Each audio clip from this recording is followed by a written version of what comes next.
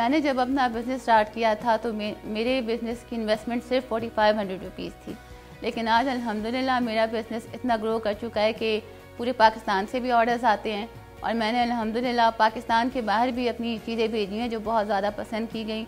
मेरा stuff Germany भी जा चुका है, मेरा स्टफ़ कनाडा भी जा चुका है, मेरा स्टफ़ रियाद में भी जा चुका है।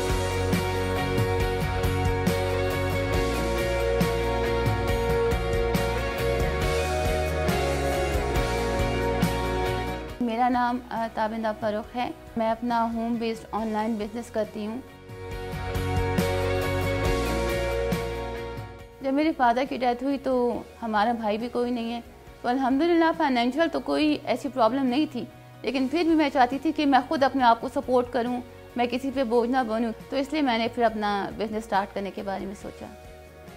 ये एक रिंग सेटर है और ये पिंक और गोल्डन थीम में है। इसमें मैंने ये सारे आर्टिफिशियल फ्लावर्स का इस्तेमाल किया हुआ है। इसको हाईलाइट करने के लिए ग्लिटर के फूल इस्तेमाल किए गए हैं, ग्लिटर की तितली इस्तेमाल की है, ये सारे गोल्डन हाईलाइट करने के लिए ये मोती इस्तेमाल किए गए हैं।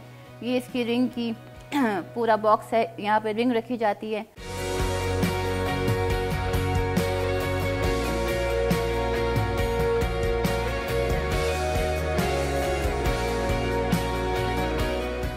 मेरा फ़र्स्ट ऑर्डर एक्चुअली इसमें था कि मेरी मदर की एक फ्रेंड थी, वो कराची में होती हैं, उनकी बेटी की शादी थी। बेसिकली वो पेशावर से बिलोंग करती हैं और हमारे घर कार्ड देने आई। उस वक्त मैं अपनी बहन के लिए एक मेहंदी का दुपट्टा बना रही थी।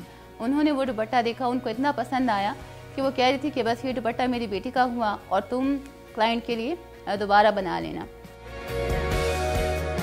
जब कोविड शुरू हुआ तो उसमें ये था कि बड़े बड़े बिजनेसेस जो हैं वो बंद हो गए। मेरे बिज़नेस को बहुत ज़्यादा बूस्ट मिला एकदम से, इसलिए कि आप लोगों को पता है कोविड में शादियां तो हो नहीं रही थी और घरों के अंदर ही सारी शादियां, छोटे लेवल पे फंक्शंस होते थे, तो लोग ज़्यादा ये प्रेफर करने लगे कोरोना के अंदर कि ऑनलाइन हमें कोई चीज़ मिल जाए जो बनी बनाई, हमें बाहर भी ना निकलना पड़े और हमें कोई प्रॉब्लम भी ना हो।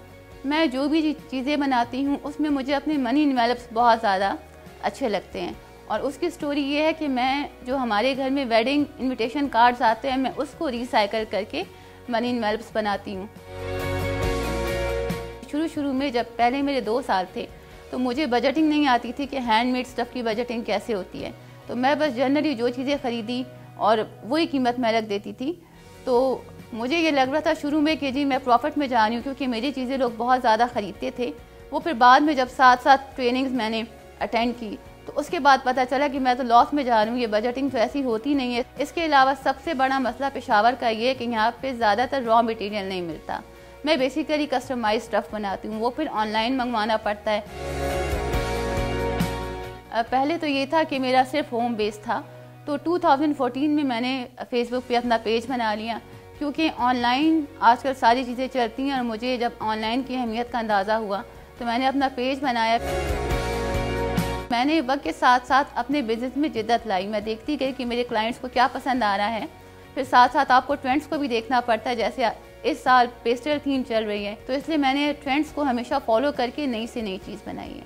मैं यही कहना चाहूँगी कि आप लोग अपनी एबिलिटीज़ पे ट्रस्ट करना सीखें। ये मत सोचिए कि हमें बिज़नेस की नो हाउ नहीं है, अपने ऊपर ट्रस्ट करना सीखें और जब आप अपने ऊपर ट्रस्ट कर लेंगे और कुछ ना कुछ करेंगे तो अल्लाह पाक इतनी आसानियाँ पैदा करेंगे कि आप लोग सोच भी नहीं सकते।